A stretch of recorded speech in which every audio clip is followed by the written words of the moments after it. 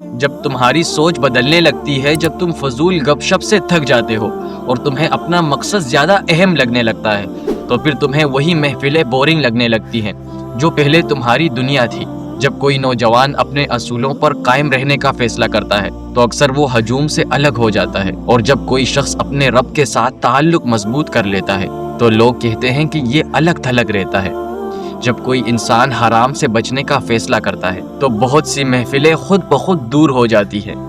لیکن سچ یہ ہے کہ جو انسان اپنی زندگی میں بڑا کام کرنا چاہتا ہے، اسے ایک دن ہجوم سے الگ ہونا ہی پڑتا ہے، کیونکہ ہجوم اکثر انسان کو وہی بنائے رکھتا ہے جو وہ پہلے سے ہے، جبکہ تنہائی وہ انسان کو وہ بننے کا موقع دیتی ہے جو وہ بن سکتا ہے۔ اللہ کے نبی صلی اللہ علیہ وسلم نے نبوت سے پہلے غار حرا میں تنہائی اختیار کی۔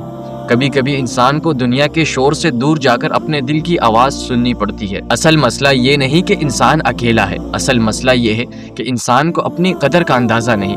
وہ سمجھتا ہے کہ اگر ارد گرد لوگ زیادہ ہوں گے تو وہ مضبوط ہوگا، حالانکہ حقیقت یہ ہے کہ ایمان کی مضبوطی ہجوم سے نہیں، اللہ کے ساتھ تعلق سے آتی ہے۔ اسی لیے اللہ بعض اوقات انسان کو لوگوں سے دور کر دیتا ہے تاکہ وہ خود کو پہچان سکے، اپنے مقصد کو سمجھ سکے اور رب کے قریب ہو سکے۔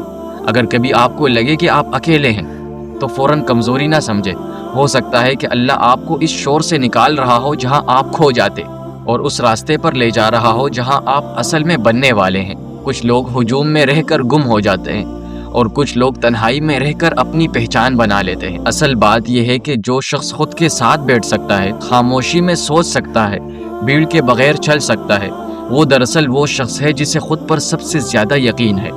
ہم نے اکیلے پن کو کمزوری سمجھ لیا ہے، حالانکہ یہ ایک طاقت ہے، ایک ایسی طاقت جو ہر کسی میں نہیں ہوتی۔ سوچیں، محفل میں آپ کتنا سوچ پاتے ہیں، کتنا محسوس کر پاتے ہیں، ہنستے ہیں، باتیں کرتے ہیں، وقت گزرتا ہے، لیکن اندر آپ کتنے بڑھتے ہیں۔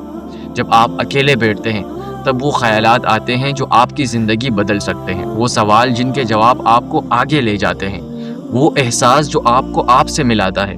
تو اگر آپ اکیلے ہیں، دوست کم ہیں، لوگ کہتے ہیں کہ یہ الگ تھلگ رہتا ہے، تو شاید آپ وہ کر رہے ہیں جو باقی لوگ کرنے سے ڈرتے ہیں۔ آپ خود کو جاننے کی کوشش کر رہے ہیں۔ یقین کریں، یہ سفر سب سے مشکل بھی ہے اور سب سے ضروری بھی۔ دنیا میں جتنے بھی کامیاب لوگ آئے، ان سب میں ایک بات مشترک تھی، اور وہ یہ کہ انہوں نے اپنی زندگی کا بڑا حصہ اکیلے گزارا۔ یاد رکھیں، دنیا میں سب سے خطرناک انسان وہ نہیں جس کے بہت زیادہ دوست ہو، بلکہ وہ ہے جو اکیلا ہو لیکن اپنے راستے کا پورا یقین رکھتا ہو۔